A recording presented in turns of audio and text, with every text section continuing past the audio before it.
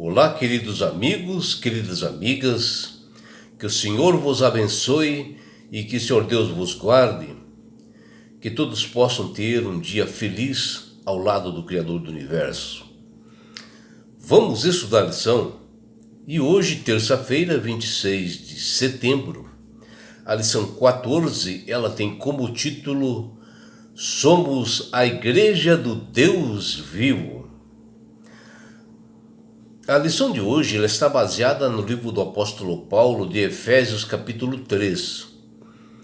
E o apóstolo, quando ele fez essa epístola, ele não fixou a sua imagem somente para os crentes de Éfeso, e sim para uma igreja universal, onde a sua mensagem pudesse ser alcançada em todas as igrejas, para que pudessem conhecer o Deus vivo e que essa mensagem fosse alcançada para todas as pessoas no mundo.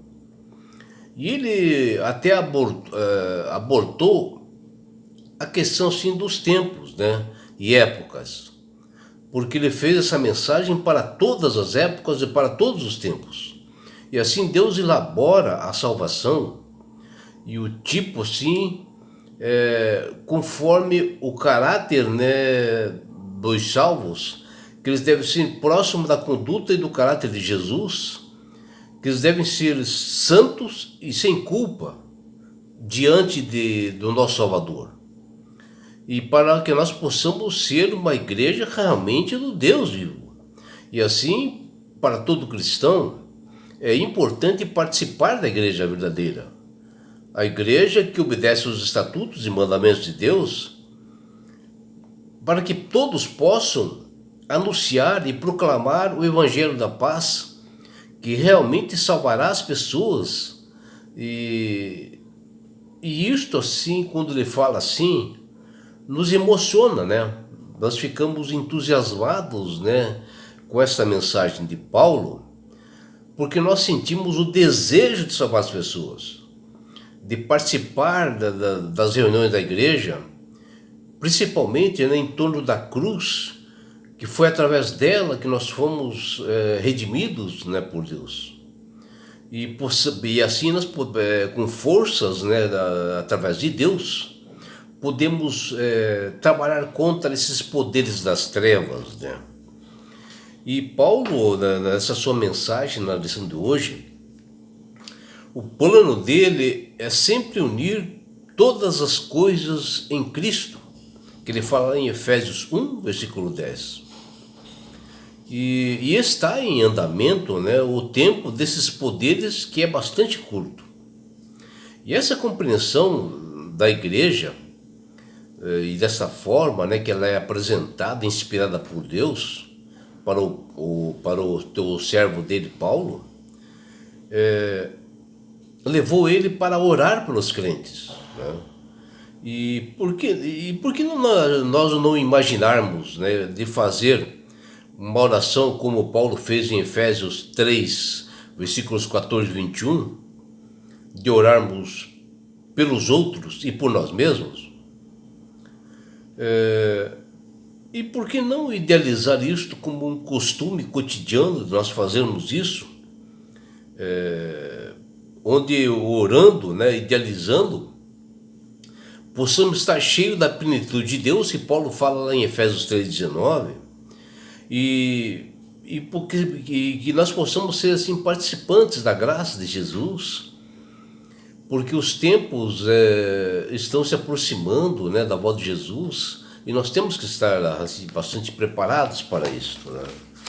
E desde os tempos antigos, né, o Senhor Deus tem manifestado o seu cuidado para com o ser humano caído. Ele tem se preocupado em buscar a salvação para todos. E o que nós vimos nas Sagradas Escrituras, que através de Abraão, Deus constituiu, né, o seu povo aqui na terra como uma nação eleita, a fim de nós testemunharmos sobre ele, Deus, perante os demais nações, os olhos das nações e tribos que existem no mundo, com o propósito de colocar o plano salvador o máximo possível para pessoas alcançarem, formando assim comunidades, igrejas, todas unidas em torno do seu Filho amado Jesus, e formarmos assim uma grande família celestial. E o profeta Isaías, no capítulo 56, do versículo 6 e 7, ele nos diz: aos estrangeiros que se achegam ao Senhor para o servirem e para amarem o nome do Senhor, sendo deste mundo servos seus. Ou seja, a disposição da salvação está para todas as pessoas, para gentios, por todas as tribos, raças, quem quer que seja. E aqui nós vemos que Deus quer salvar a todos, encoraja que as pessoas possam trabalhar para alcançar essas pessoas em outros lugares, para que eles também possam servirem ao Senhor e serem engajados juntos, porque juntos nós somos mais fortes, né, contra esse inimigo, essas hostes inimigas, formando assim um grande exército do Senhor, para proclamarmos o Evangelho da Paz, e assim nós somos a igreja do Deus vivo, onde os membros proferem coisas positivas sobre a igreja totalmente inspirada por Deus. Mas mesmo que possamos ter assim e ser o melhor cristão, o mais entusiasta que nós possamos ser, ficamos bem atrás do rico testemunho que o apóstolo Paulo menciona nessa carta dele de Efésios 3, onde ele fala sobre a igreja verdadeira de Cristo. E aí vem a importância de nós copiarmos também as formas de proclamar o Evangelho. E o apóstolo, em sua epístola, fala sobre a revelação do antigo mistério de Deus, mostrando que o Evangelho de Cristo revelou a todos o plano redentor de Deus para a humanidade de forma perfeita e eficaz. Ele até descreveu que em situação a graça de Deus o alcançou. Até Paulo menciona como ele foi alcançado por Deus, sendo ele o menor dos menores de todos os santos que ele menciona aqui, como diz, e passou a proclamar o Evangelho da Paz, mostrando que a intenção da graça revelar a parte formidável da sabedoria divina e seus propósitos. E Paulo começou com um relatório assim, de suas orações que ele fazia, né, pelos crentes em Éfeso, no capítulo 3, versículo 1, para que todos crescessem no conhecimento de Jesus e compreendessem a amplitude do amor de Deus. Mas aqui dentro da sua epístola, em um determinado momento, ele interrompeu o seu falar, mencionando a importância da criação da igreja, né? Que ela foi feita realmente por Deus, para que todos se reunissem, dessem o testemunho e juntos proclamassem o Evangelho. Está lá em Efésios 3, versículos 2 e 13. E finalmente ele completou esse relatório, né, nessa epístola, com uma oração que fala em Efésios 3, versículos 14 a 21. Mas agora Paulo ele mostra um segredo desvendado, e ele fica assim maravilhado com isto, com o fato de Deus ter criado uma igreja tanto para judeus como gentios, para todos viverem juntos. E ele se sentia assim, muito abençoado por ter aprendido sobre esse mistério por revelação divina, que Deus realmente mostrou para ele, que está lá em Efésios 3:3. E dele, Paulo, ter sido chamado para compartilhar o Evangelho com todos os povos e nações, que ele fala lá em Efésios 3, versículos 7 e 8. Hoje, nos nossos dias, depois assim, de um longo tempo do início do trabalho do apóstolo Paulo, nós vemos esse mistério ter perdido assim, aquele fervor que tinha antigamente. Porque a igreja de Cristo, ela é de todas as pessoas. do pobre, do rico, do homossexual, do preto, do branco, do judeu, dos negros, dos criminosos. Porque justamente lá é que se alcança a transformação, a modificação de uma pessoa através do sangue de Jesus. E ela começa a abandonar os seus hábitos e abandonar os pecados.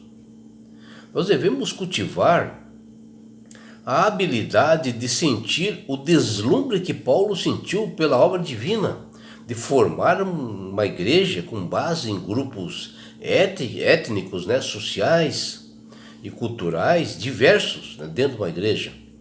E assim nós devemos se alegrar por fazer parte dessa igreja do Deus vivo, que Paulo menciona.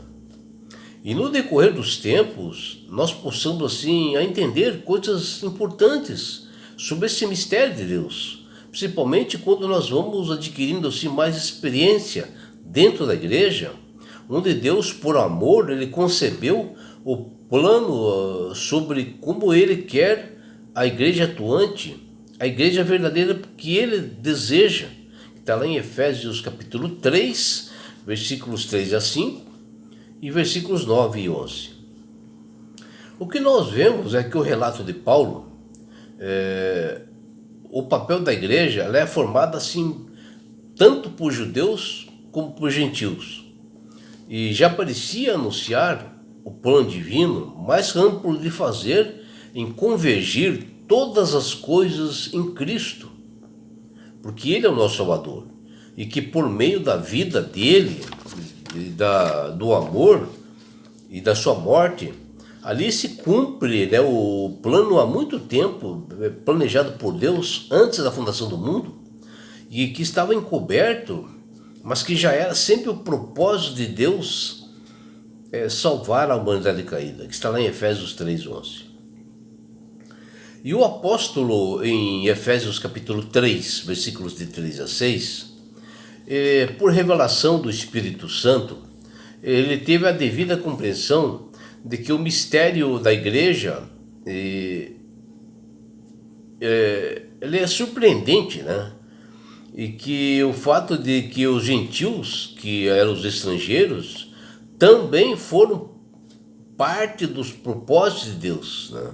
E que a salvação está disposta a todas as raças, tribos, nações, pelo desejo do próprio Deus.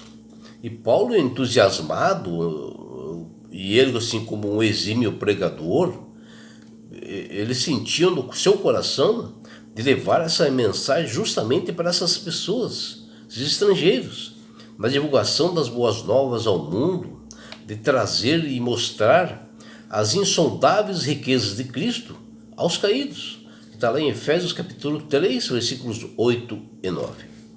E assim, né, pelo grande trabalho desse missionário, desse homem exemplar chamado Paulo, muitas pessoas sinceras foram conquistadas para Cristo. As igrejas se espalharam pelo mundo, sempre compostas por judeus e gentios, e tornou-se conhecida a multiforme sabedoria para os principados e potestades nas regiões celestiais, que Paulo menciona em Efésios 3:10. E é por isso, meu amigo, minha amiga, que Deus tem falado com todas as pessoas através do poder do Espírito Santo, para que aceitem a Jesus como Salvador e Senhor. A partir do momento que você aceita a Jesus como Salvador e Senhor, você passa a ter sabedoria, porque o Espírito Santo começa a trabalhar na sua mente e você começa a perceber, né, que se torna mais fácil você manusear essas escrituras e ter um entendimento. E começa a aceitar, né, e começa a parar as arestas realmente às vezes da maldade, das coisas injustiça que se encontra no mundo, que às vezes nós achamos coisas normais. Às vezes fazem discriminações que nós achamos normais. E é por isso que realmente, quando você aceita a Jesus, você passa a ter uma outra visão da sua vida. E não é só isso, meu amigo, minha amiga. Quando você aceita Jesus como Salvador e Senhor, você recebe esse presente de Deus, que que chama-se salvação. E com isto, Jesus vai levar-te para as mansões celestiais. Um lugar onde não há mais morte, mais dor, mais perseguições, não haverá discriminação de gente, haverá uma só família de Deus. E sabe por que Deus quer fazer isto com você, minha amiga? Porque Deus quer fazer isto com você, meu amigo? Porque Jesus te ama. Abraços do seu amigo João Carlos Amorim.